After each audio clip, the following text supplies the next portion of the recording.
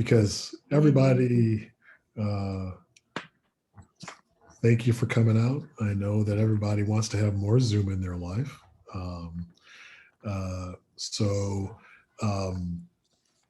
For those of you who do not know, Stathis is the chair of the Grand Challenges Committee for our Grand Challenge for Race, Racism, and Social Justice. I know Lee Wilson had been the chair in the past for the Freshwater Grand Challenge, but Stathis has stepped up to help lead this. Those of you who don't know me, I'm Robin King, Chief Diversity and Inclusion Officer. So I work collaboratively with the committee and with other folks on things like this. And today's session is not as much going to be me sitting here flapping my gums or anything else like this, but to talk about funding opportunity that is available as we do normally with our grand challenges, some mini grants. And then maybe to talk through your ideas or some opportunities that you want to create around some mini grant submission for this grand challenge, especially for this upcoming year. So I'm going to stop for a second. See, Stathis, if there's anything you want to add, or we can just talk through the particulars of some of the funding ranges and then kind of a loose time frame, and then talk about people's ideas.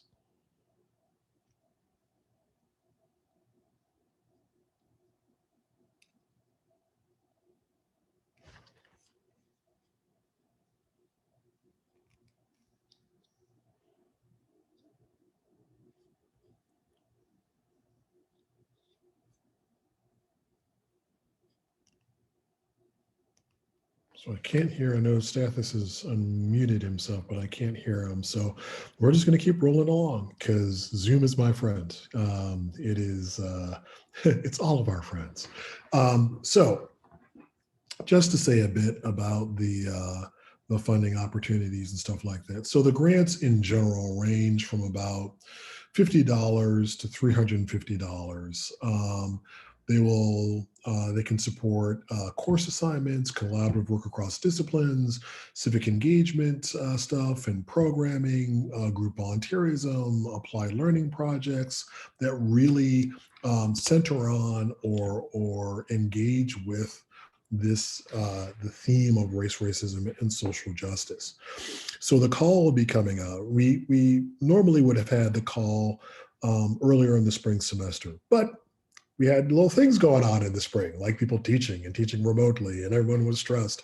And so we pushed back the deadline some to allow people to step away from the semester, finish getting the grades in, for us to have 8 graduation ceremonies, among other things, and then for us to have an opportunity. So that call will be coming out. And there'll be a window there and an opportunity to submit a grant proposal to the committee for review for funding. So given that sort of general sort of picture, I want to see what questions people have, and hopefully we can answer them some and, think through some opportunities. So and again, this is not the only cycle for the grant. The mini grants will run each year of the grand challenges for the next 3 years. So questions you may have about grants, application, anything else? Hi, Rodman. I have a quick question. I wonder, right now, so much of the work going on seems to have a pretty political content. Mm-hmm. And I know that, for example, in the last few years, I have hoped to bring a group from Syracuse to campus called Rise Up, and they Mm-hmm. help organize a wider variety of actions, and just try to train people about how to do organizing to drive social movements. But I've been told that it's too political. They're too political to bring. So I didn't know what the kinds of parameters were here in these grants. So, boy, there's a whole lot there, Maureen. Sorry. So let's think. Let me give you a couple different answers here, right? So if if I were to bring the War Resisters League to campus, right? There are certain parts of the campus might be concerned about bringing that group in and what they may do. Okay. The grant activity is centered around academic activity or class activity broadly construed, right? So let's say you're teaching a course, and let's say the course is about activism or civic engagement or things around social justice and things like this. Then you want to get students to understand different ways for them to use their agency or to be advocates, and maybe the distinction between advocacy and activism and things like that. Bringing this group in and engaging them with that could be something that, I mean, there's a legitimate academic sort of component to that, right? So here's where different parts of an institutional structure will perhaps view things differently. If you just bring in an activist group to campus to do some activist work, then we have to think about what the repercussions of that are. And then we also have to remember that as a public institution, when we give, administrative weight behind any one political viewpoint, that can be problematic. But in terms of academic exploration of these things and engagement, academic freedom is real. Freedom of speech is one of the core principles that protected by us as a academic institution, and engaging students in different ways that they can use their agency, authority, and and positionality to create change is a good thing, right? Thank you. So I don't know if that answered your question. I hope Definitely. I'm not, okay. Very helpful. So very yeah, helpful. and again, there's ways to articulate that in terms of a mini grant proposal, in terms of funding needed, things like that. Bringing a speaker in, whether in person or via, dare I say it, Zoom.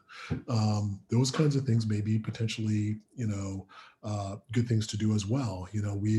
One of the unintended benefits of us having to pivot towards Zoom and everything else like this is that people who are speakers or who do these kinds of things and have that as part of their professional profile are much more willing to do these kinds of engagements, whereas before they'd have to be in person.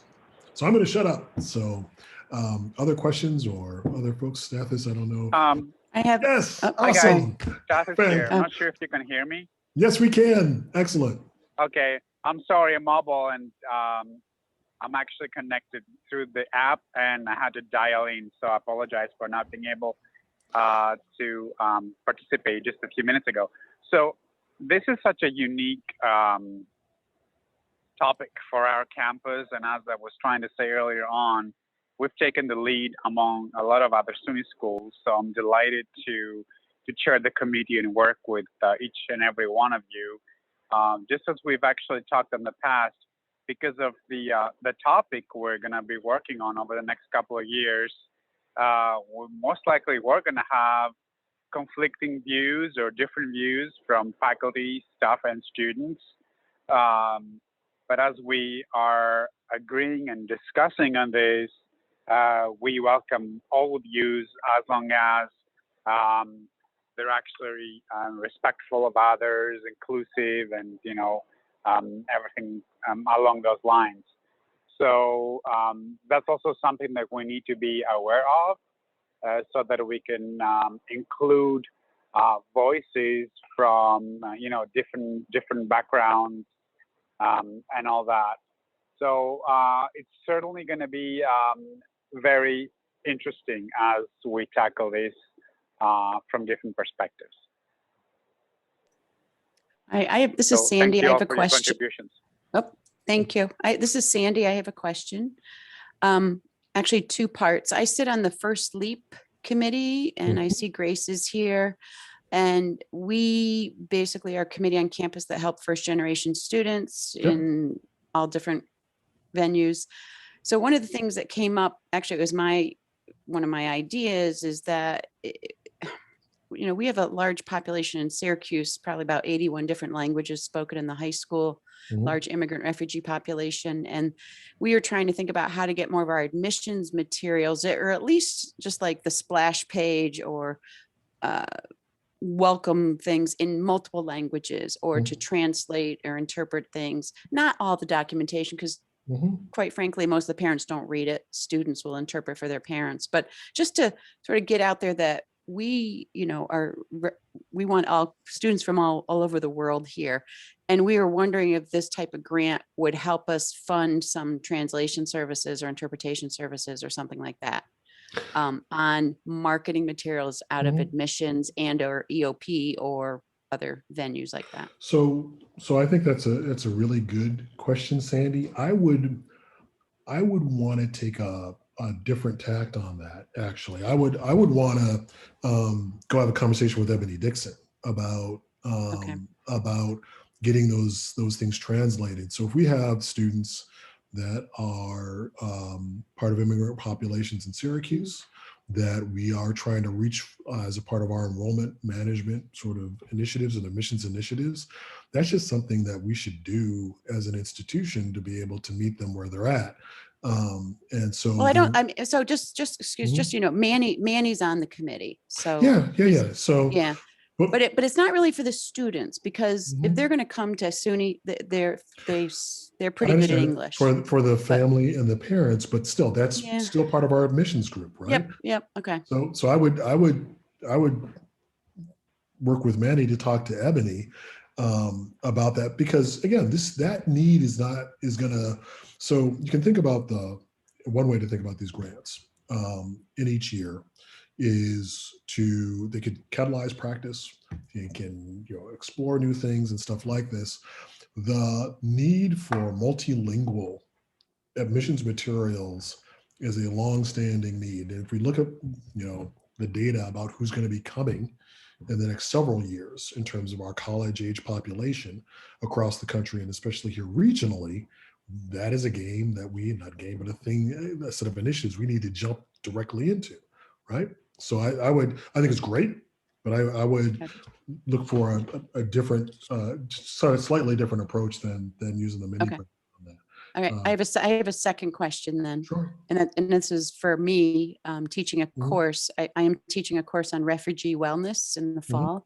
I taught it as an honors course fall 2019, and I was given some money to get my students down to Syracuse and have some experiences, and a lot of it was to help reimburse them to drive to get gas money to go down there, because there's just no way to get them there. But they worked at, they tutored, we did cultural trips, and it was great.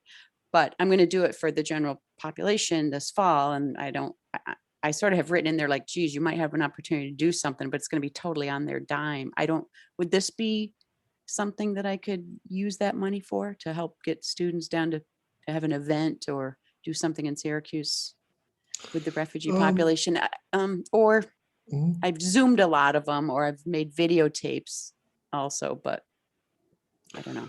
So creating opportunities for so here's just a couple of different ways to think about this, right? Creating opportunities for engagement is important, right? Okay. Creating the necessary conditions so that those can happen, that's important too. If we look back, like at the end of the 2021-22 academic year, right? And we're looking at how we spent the money for grand challenges or whatever else, and we paid for a lot of buses, that someone might look and be like, wow, why was the money invested in there? I'll give you a corollary example, right? We have a lot of student programming, and I love our student programming. I love our student orgs. But we looked at how the money was being spent on some of this. Is like a lot of dinners are being spent, and the education. So I was like, if somebody came in and looked at this, like the educational, like direct educational piece was like down here funded, the dinners and T-shirts were like way up here. So you'd want there to be a balance, right? So if I don't want to dissuade you from putting together a proposal about getting students down there and having or getting them engaged in cultural opportunities or civic engagement opportunities or whatever else, but you want to build more than just the transportation piece around it. The transportation component can be part of it, but you want to have the grant proposal. Yeah, that's what I would recommend. Mamta, Thank you. I hope that answers your question. It Sandy. does. Yeah. Thank Okay. you. Mamta, you had your hand up a Yeah. little bit ago. Yeah. I actually, Wait, before we start, we gotta stop for a second. Hold on. We're not gonna just sit here and pretend like the sun is shining and it's just another day. Okay. It is not my proclamation to make, but congratulations are in order. thank you. Thank you, Rodman. John congratulated me in the earlier session, so thank you Yes. so much. Yeah. Um, Advancement and tenure and all that stuff is are good things. not tenured yet, but I guess That's promoted, it. right? Promotion. There you go. Yeah. Promotion is a good thing. I Yes, think it it's is. It is. wonderful. Yeah, thank you for that. I guess my question is, it seems like all these mini grants are available to faculty. Can this be, are these also available to individual students? Um, uh, in what sense do you mean? So help me. Yeah. So a lot of my students are sometimes they want to do a small workshop in the community, or if they want to do some kind of a research which has DEI perspectives to it or race or ethnicity perspectives to it. So would these be available in that sense for them, like maybe like $100 or whatever? We're not directly necessarily to students, but think about this. If you're teaching a course with a research component that could have a community element to it, you could build into that a grant proposal that gets funding for them to do community-based research. Okay, if they wanted to do like community-based volunteering or some other kinds of engagement, they could work with. We got offices that do that and work with the office, you know, to create that grant opportunity. It's not going to necessarily be a substitute or something like that for SA funding for organizations or things like that. But there are ways for students to get involved that wouldn't necessarily have them directly applying for grants. But there are ways to create the conditions through applications, right? Okay. Okay. Yeah. Thank you. Yeah. A quick question. Can the funds be used to pay somebody who's undocumented? So that is a question I don't fully know the. Do you mean in terms like a research assistant or? A visiting speaker. I've had somebody who's a visiting speaker come before I paid him out of my own pocket. He does a lot of work. Yeah. In So education. yeah. So Yes, it's Ali. yeah. So I'm not sure right now. So that is a question. So let me write that down, Maureen. I'll get back to you on that. Thank you. So in general, there's some things that you need for reimbursement. Okay. I think I don't want to hazard a guess here, but I think there may be ways to do that. Okay. But I will look into that and find out for you. Okay. Other questions? When is this starting? Hold on. When is it starting? So I know Stathis, do you want to chime in? The committee is going to send out an announcement. I would say later. Yeah, we're actually gonna. We haven't met because obviously this semester ended, and this is a summer semester. A lot of people, want to take the summers off. So some of us are working on it, and we are going to be sending an announcement later this summer, early fall. But if any of you have any questions, I'll be happy to answer some of them. So I'll be sending out an email, and I'll be sharing contact details. So if you have any specific questions, I'll be happy to answer and assist you. So for now, it's going to be more on an individual basis, and then the committee will convene in August when the usual fall semester will commence.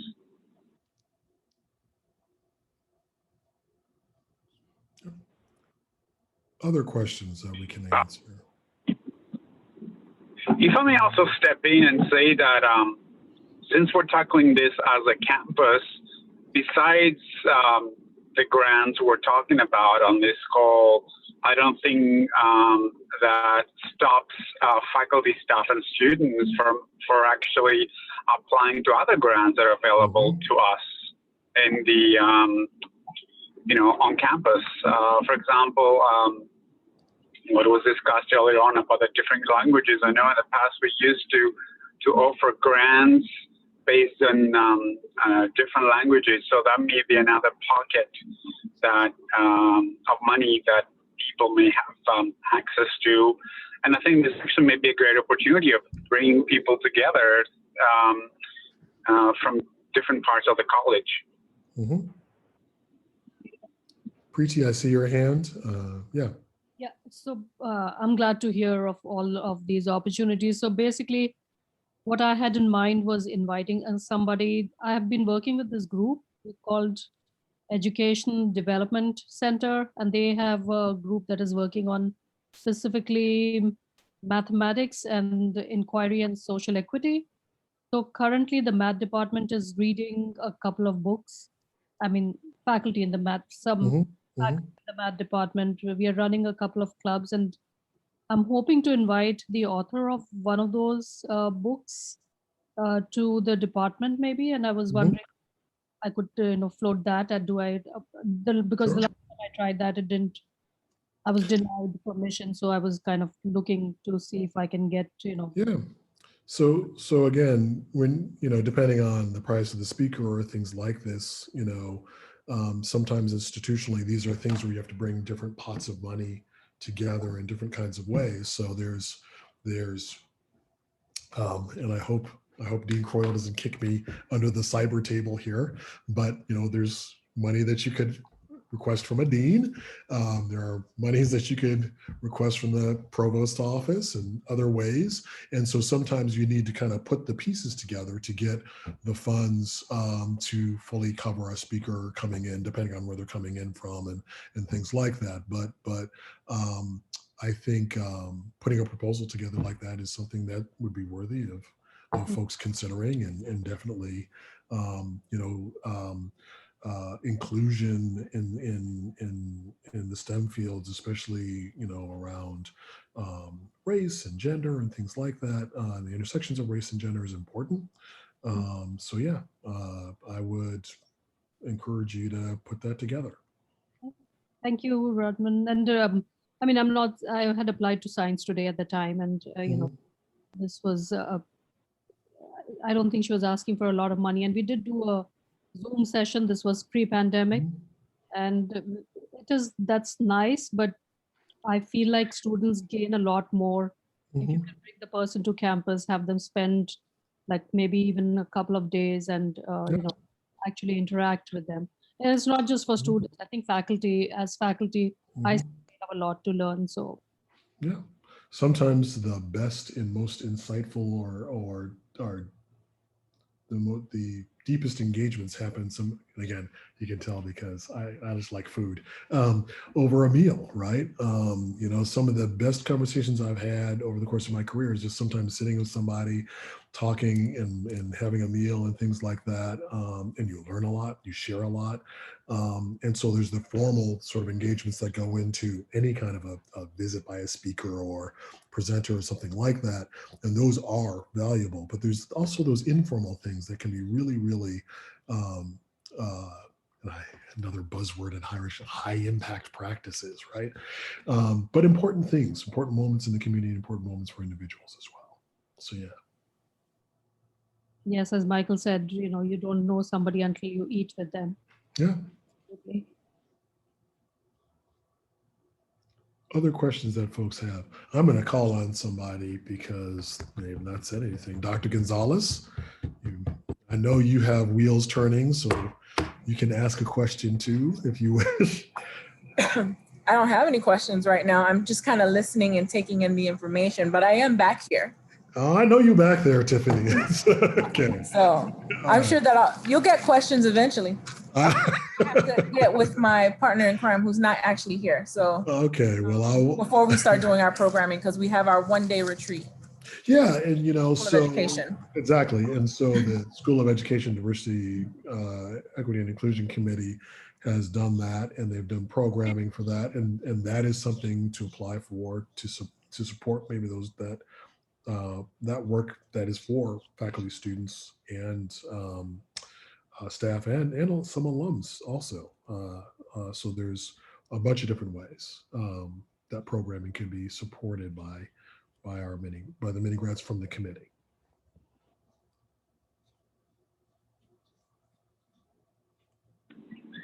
I have a question for all of us on the call. I was thinking of actually providing further support by creating a non-exhaustive list with the different offices that may be able to support us further outside the mini grants we're talking about today. So I was thinking if such a list may be useful.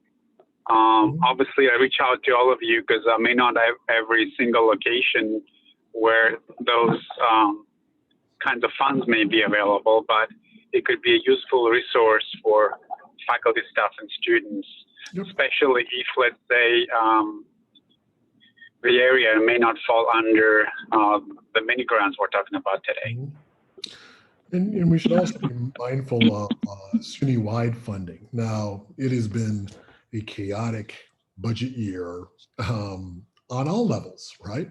But the SUNY Office of Diversity, Equity, and Inclusion does have regularly these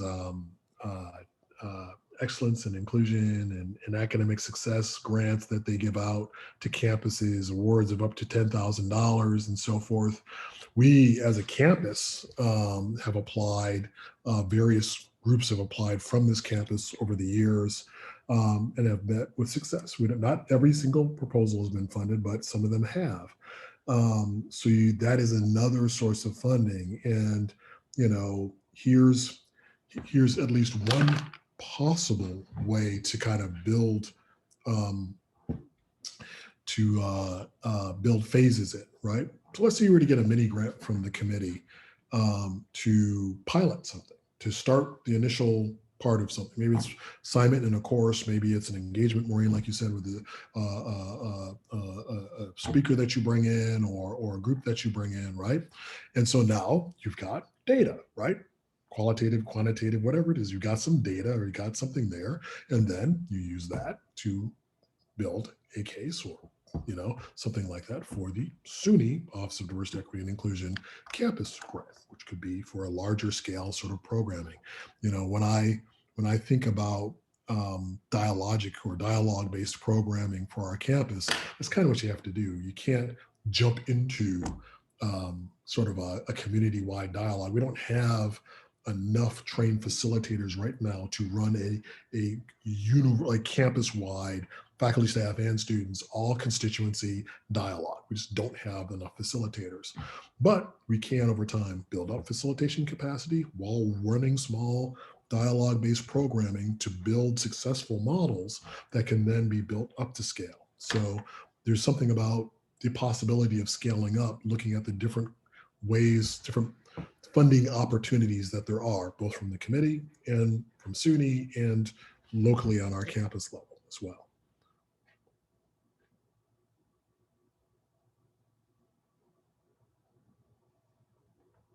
So I'm going to throw other thoughts out there. I know there's people on the call who do work in health disparities. There's a lot of people who do work in terms of narratives and things like that. I think those opportunities are fantastic. We actually sit in this community as part of the Underground Railroad. There's some exploration there that could be done around that. We also sit in an area that has multiple immigrant populations and multiple immigrant histories, okay, that are worth exploring and engaging with, both in terms of supporting those populations, but also in terms of increasing people's understanding and awareness, okay? Michael, there is good opportunity for bridge building, right? Some stuff that I know that is very centrally and close to work that you are deeply committed to, that could be part of a proposal with this mini grant, and then maybe scaled up to the next step with a larger sort of grant following that, right? Yeah, that makes sense. I was just trying to think about the classroom versus the college, and how those how that'll factor into what I propose. Yeah, and again, you can, we have 3 years of this grand challenge, but then we have other opportunities that are just long-term opportunities around that. So it could be, if you whatever kind of phased approach that you want to take, have different modalities that you're kind of working in across these years that lead to something larger at the end of the 3-year period, because you've now laid the groundwork in these different ways to then move forward. I've Yeah. a question. You mentioned narratives, and I was thinking about how I think the last challenge around water, there was some journal, the student work was kind of compiled, or student faculty work. Is that going to be a component of this? And there's been some talk and thought about that. A bunch of that is a committee sort of decision, but there may be other ways, because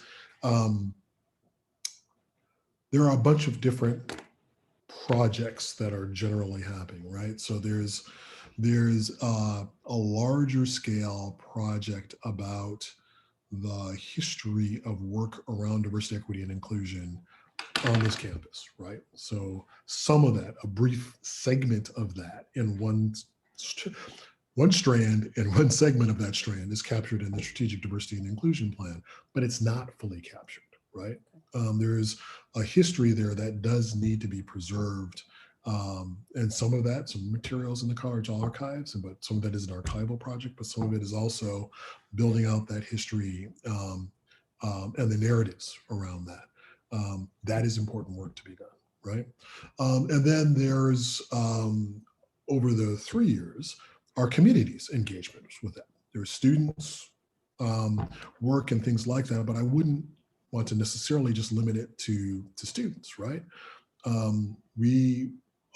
Other constituent populations should be co-explorers in this content, and their narratives of their journeys, I think, are important to catalog and preserve and to examine. So. Thank you.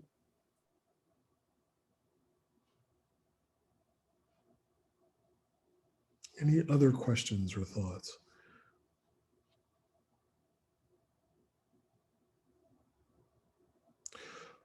So you should also feel free to mix it up, right? So just looking at my Hollywood squares here, or for those of you who are old enough to remember Match Game with Gene Rayburn. I know that's you and me, Sandy. So yeah, I'm just gonna, again, this is not thought out. This is not like I'm sitting back here and I have these deep thoughts, but I look and I see mathematicians, right? And I see someone from Native American studies. And if I put those two things together, what do I get? A really interesting grant proposal, right? Possibly, right? Okay. I see, so let's think about the different ways you can pull into, right, this stuff.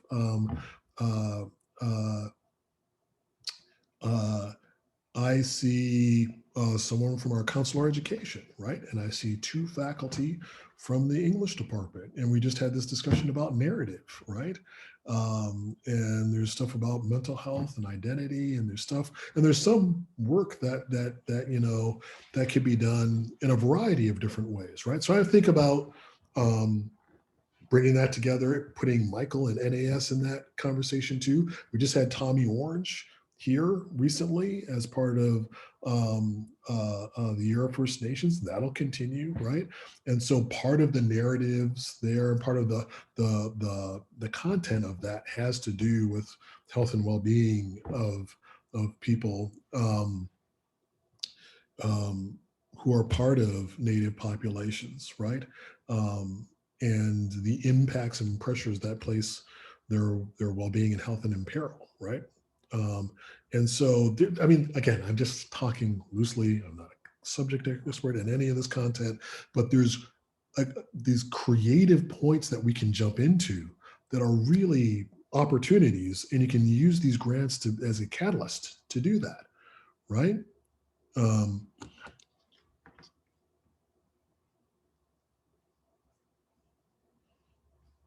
So I don't know, other thoughts, other things that people want to explore? So Rodman, what about programming down at the Syracuse campus? Yeah, Again, it's to tap into the audiences and the community down there.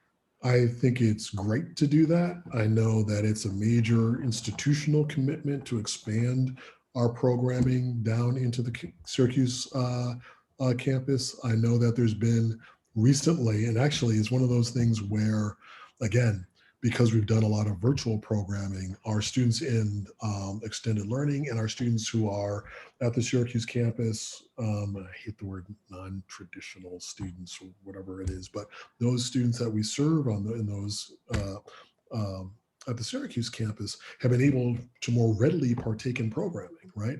Because it's not like, you know, the barriers that are there that keep them from having to come physically to the MLK talk. So when we had Nicole Hannah-Jones here, that talk was virtual and everything else like that. And a lot of people participated.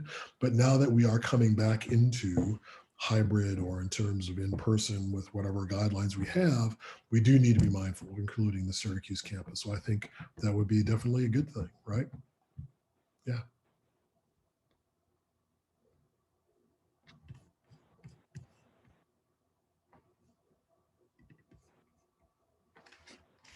So any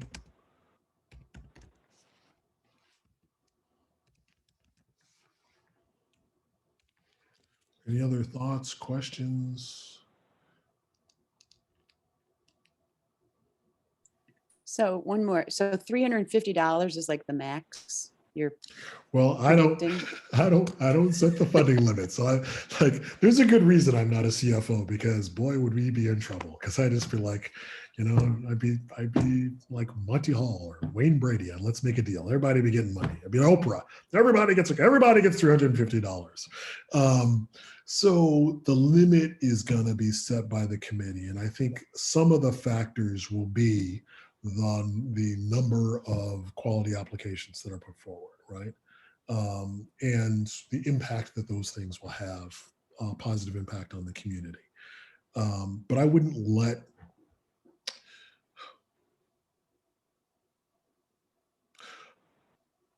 I would think about the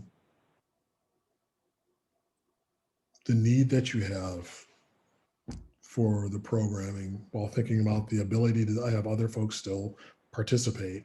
And again, so some of this stuff gets sectioned up into things where you would need maybe $50 or $100 from grand challenges, and then you approach other folks for other slices of the pie, and then you kind of, you know, sort of Lego block this thing together until you've got it.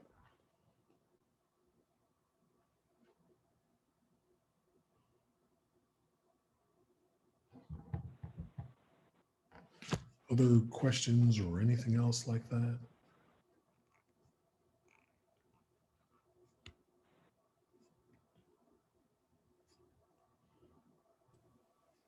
I'm just getting a little excited about the idea, you know, where we can apply some of these grants, even with the simplest of the ideas, like you were talking about food, and just to bring awareness regarding food from different cultures. You know, I don't know how many cooks are there in this group, but I would be happy to, you know, write a grant, a small grant, just like a savory sample kind of a thing, or a cooking session kind of a thing. I don't know if even this would even work for a grant, but something that would raise some kind of cultural awareness, even if that is the tip of the iceberg kind of a thing. Mamta, Mamta and I went to Italy together. And remember, we had this conversation. Yeah. It was Jing and anthropology. And we were all talking about all the food. Like we had all these great people from all over the world, and that we should come, we were always going to come back and have like a tasting or sample thing. And then I think it was on the Oz Prof's Facebook site during COVID. Somebody talked about some meeting I was on. Oh no, I joined. There's another Oz Prof's like cooking group. Yes. Facebook that started. I think I don't know. It's Dan everybody. did that, yeah. Dan Laird started, but we were talking about having like a fire pit in the quad that we could all come together and share amongst ourselves food and bring students and everybody together. Yeah. And I think that's a wonderful, the $350 fire pit and rotisserie in the quad that we all come together and have different cultural nights and events and celebrations would be great. Yeah, actually my son, when we were in Connecticut in his elementary school, they used to do savory samples. And so one night, all parents will bring some kind of a dish from their own culture. And they would lay it out and everybody would sample a little bit from every dish. And it was such a nice idea and kind of like people coming together. And they would have these flags from these countries and, they would tell a little bit about it. Just awareness, and that's about it, and acceptance. So that sounds like great community programming that could talk to our campus life office about. Of course, we'd have to follow state and local health regulations regarding food. Yeah. There's unfortunate sentences that come out of my mouth all the time because I just make poor life choices and I've got to think about these things, right? It's like, and we would have to work with our folks at Auxiliary Services to make sure that their heads don't explode. But there's years ago, I had a colleague. They weren't going to be invited, Rodman. We're not going to be invited. No one has to tell them what they don't know. No, that's they go home and the fire pit comes out. They're good partners. We'll work with them. But years ago, I had a colleague who taught a course called Food Systems Through History. And it was a great course, well attended, and students would they would actually prepare the meals and actually talk through the history of them and have people come in and stuff like that. It was a great course, right? And so something like that is, Janet, you're in, if I get the department wrong, I'm never going to live this. It's recorded too. It's horrible. Janet, you're in music. Is it music that?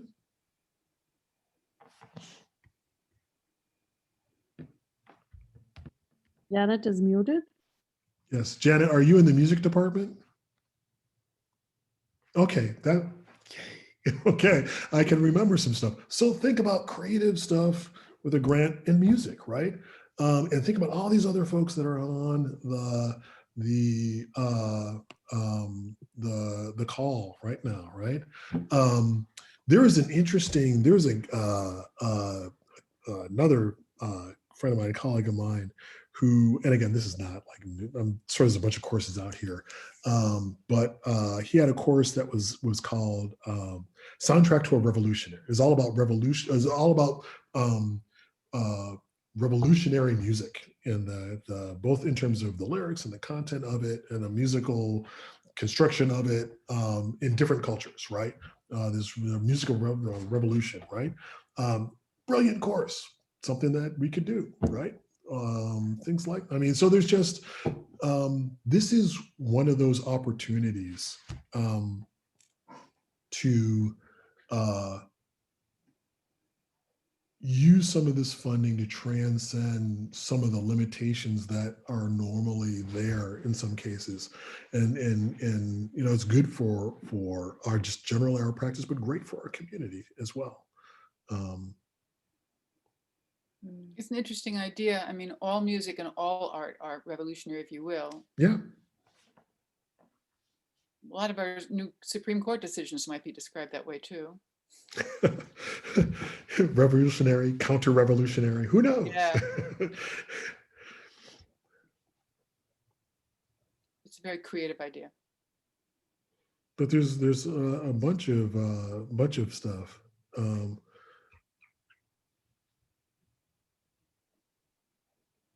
as far as the food thing goes, Mamta, there used to be this thing called an international food festival, something that used to happen, and the faculty would cook and the students were invited. And you know what happens with those things. There were too many students, too few faculty to cook. And we used to get some international stuff. The food was great, but it just ran out of steam. Mm-hmm. And so, oh yeah. Okay. Can I ask a question? No. I hope this isn't echoing and you're part of the house. If is the first year signature courses, if we had like, if we wanted to do something with our students, but it would take like $350, you know, to work with our 19 students, and you wanted to work with another instructor, could instructors apply together and get, you know, more than $350? Sounds like you're trying to game the system. It's like, so if we got a bunch of us together, we could get like $1,200 to $1,500. We're gonna. That is really a decision for the committee. But let me say this. At least my initial thoughts would be, if you had a bunch of instructors that wanted to work on a project together, okay, to present that as a combined project, interdisciplinary project, okay, present what the needs are, and then work with the committee and myself and other folks to find the different places to get the money to meet the needs, right? So it might be that warrants a higher level of funding from the committee, or it may be that the money gets found elsewhere, right? Thank you. So who are the committee members, or do they have a website? I don't see one yet.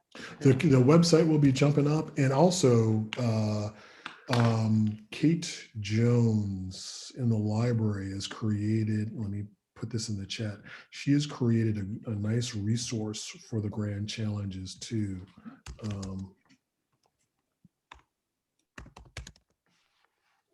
Let me find the link to that. Boom. Okay. So is the same challenge committee? They're the same for all 3 years? They don't normally turn over. The folks will usually stay on there. There may be, depending though, there may be people, and again, who's on the committee doesn't mean that this is like a silo that's built. Those individuals will be branching out, and the committee itself will be engaging with the community.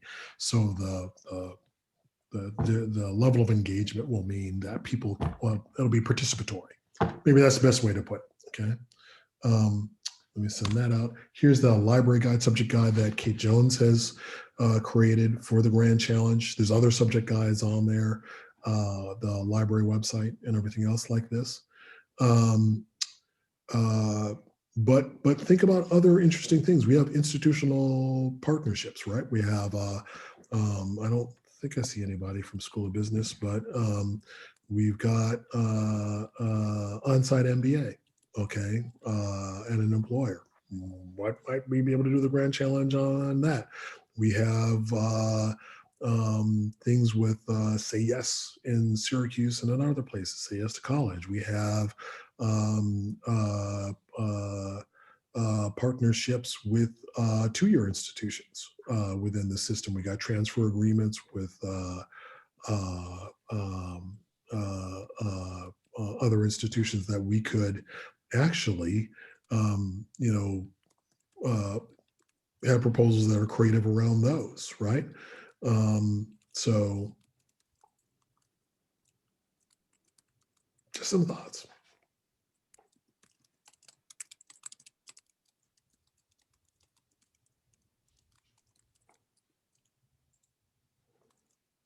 Any other questions or thoughts that folks have?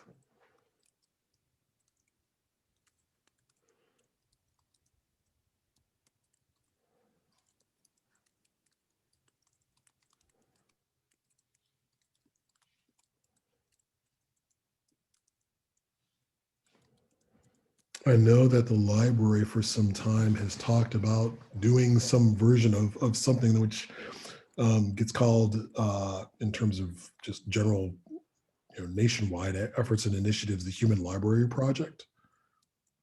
And so there might be a way, talking again, Maureen, about narrative, there might be a way to engage in that. And especially, if you're thinking about and Sandy, you as well, if you think about the opportunity to get people into engage in these sort of intersecting contexts where they can learn, explore, be aware, engage in what sometimes is called intersubjective empathy, and increase understanding. That's an opportunity there. Things like the Human Library Project, and that can be paired with something with the local community library as well in Oswego, our local community library.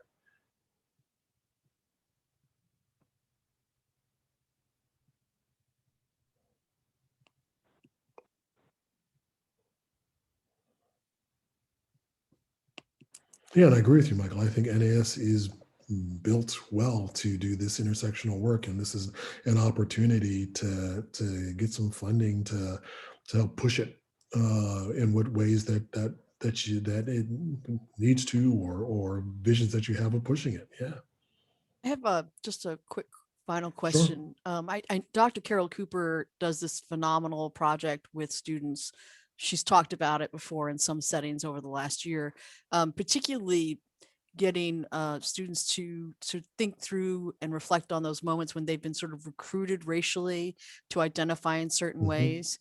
And it makes me think about breaking down whiteness too. And I feel like I just want to kind of say that out loud, because I think that it's really easy for us to, as a community, to forget that that's part of what this has to be. And I just kind of want to say it out loud, so in case people are thinking about it and want to talk about it, I'd be glad to have be part of that conversation.